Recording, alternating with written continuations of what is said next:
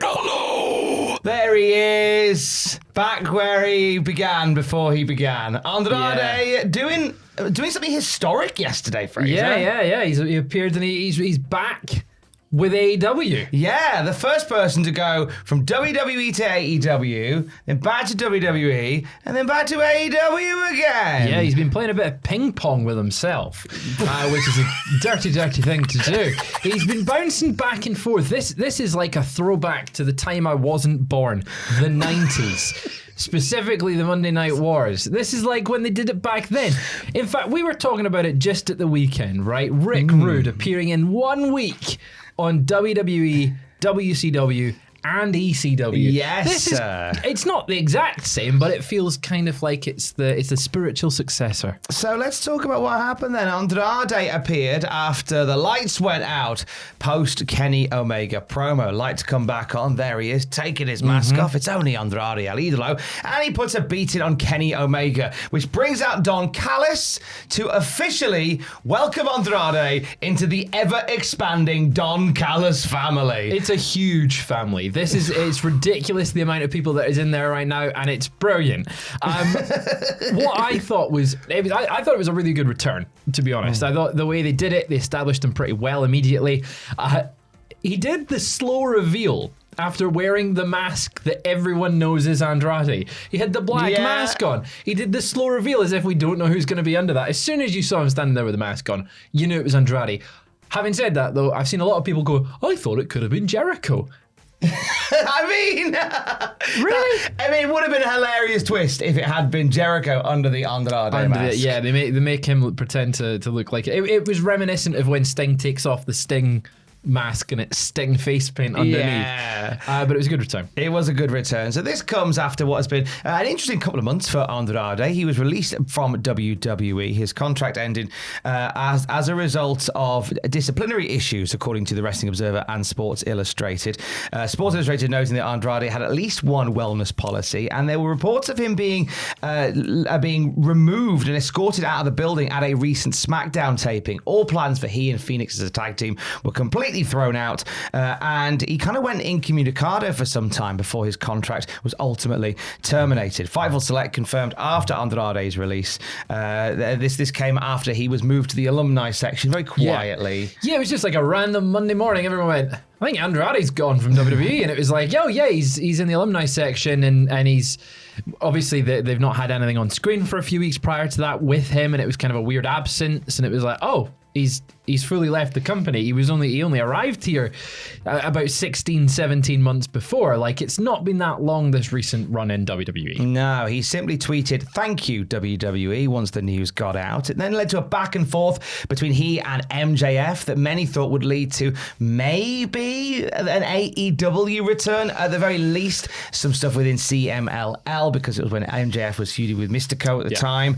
But as we now know, it's led to an AEW return. Let's take a look back very briefly, Fraser, at how this first AEW run went for Andrade. It was a very mixed bag, really. It started off quite strong with him debuting in June 2021. He comes in, he's established, it's Andrade, he's a big deal, he's got a good presentation, he's paired with Jose the assistant, and Vicky Guerrero, strangely, for a very brief amount of time when she was in AEW. And then he would introduce Chavo Guerrero as his consultant in July, just a month after, but then he would break up with him in September. So it was kind of, here's a cool presentation with Chavo, with Vicky and Jose, and then we're going to get rid of them. And then he feuded with possibly his biggest feud in AEW at that early point with Cody Rhodes. They had an incredible street fight that Cody decided to jump backwards through a flaming table. I don't know why he'd do that one. That was an Atlanta street fight. And then he got shuffled around a bit. He got put in LFI, so he was in there with Rush. He just kind of felt a little bit awkward at the start after they'd gone, here's a big star, and we're just going to make you a tag team guy, and kind of got lost in the shuffle. He did, though, get himself involved in a legitimate backstage altercation and incident with Sammy Guevara. He was sent home from taping, so that's 2 times in 2 different runs that he's been sent home from a taping of a weekly wrestling show. He did, though, suffer an injury while he was with AEW, a torn pectoral in late 2022. That put him on the shelf until off summer 2023.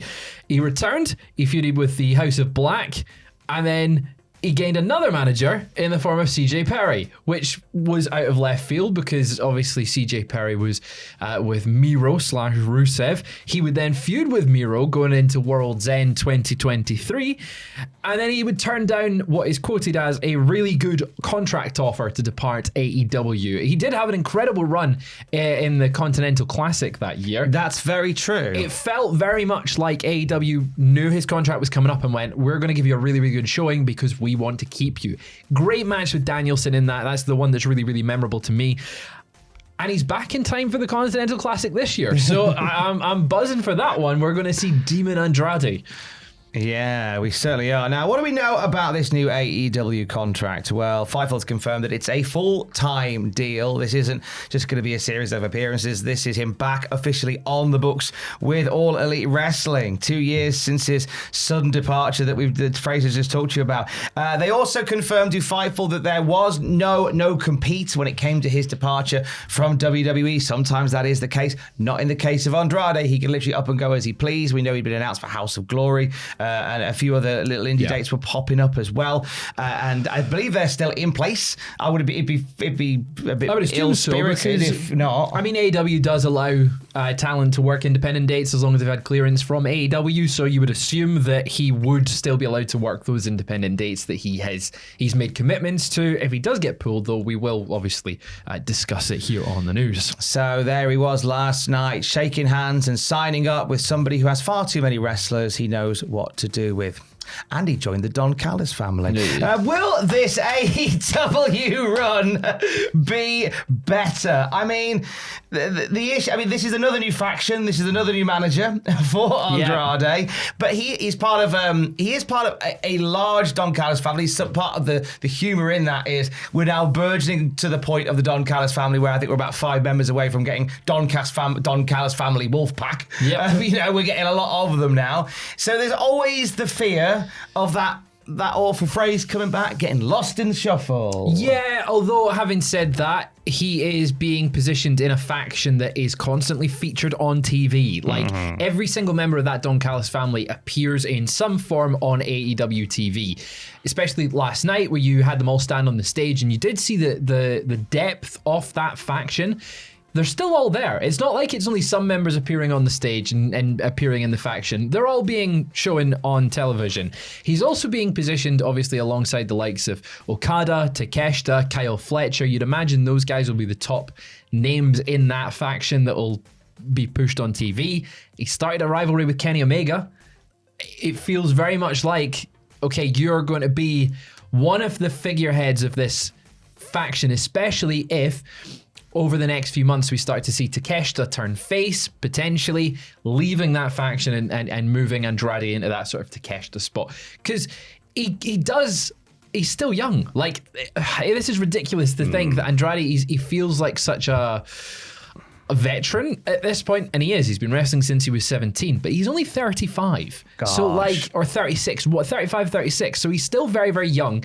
And he can fill in lots of spots in AEW, and I don't think he will get lost in the shuffle this time. However, that is it's happened on both his previous run in WWE and in AEW, so who knows? I will say that the AEW that Andrade returns to is genuinely one that is more focused than it has been in previous years. I feel like there is more consistency on television than there has been in a while, so I think that would probably benefit Andrade, whereas when he was sort of there in 2021, 2022, it felt a little bit chaotic. And backstage, it was very chaotic as well, as we have heard numerous times. Additionally, the fact that when he left WWE the first time, it wasn't his choice, right? And granted, there maybe have been a disciplinary issue this past time with WWE. It does look like there was some movement from him going AWOL, people not being able to being reached, that he didn't really want to be there, like towards the end. It felt like that anyway.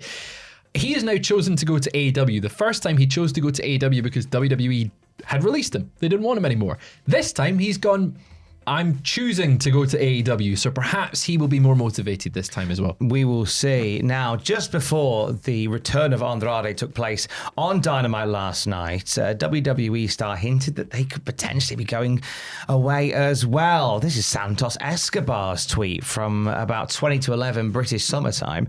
Little timer, little hourglass emoji, looking wistfully out of a window. And then a bunch of comments underneath about Santos joining AEW, following Andrade into AEW, pictures of Don Callis, and comments about Triple H fumbling a ball. So this could be a number of things.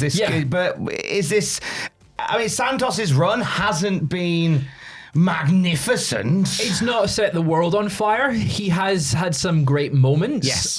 Nothing that is like insanely memorable. But Santos has been a very strong hand for them when they need to. I feel like he has consistently, when he's gone out there and been given a task, he's done it well. He's had matches at WrestleMania, but he has got lost in the shuffle in WWE. And it's a case of maybe they gave him that push a bit too late when there was other stars they wanted to give that push to.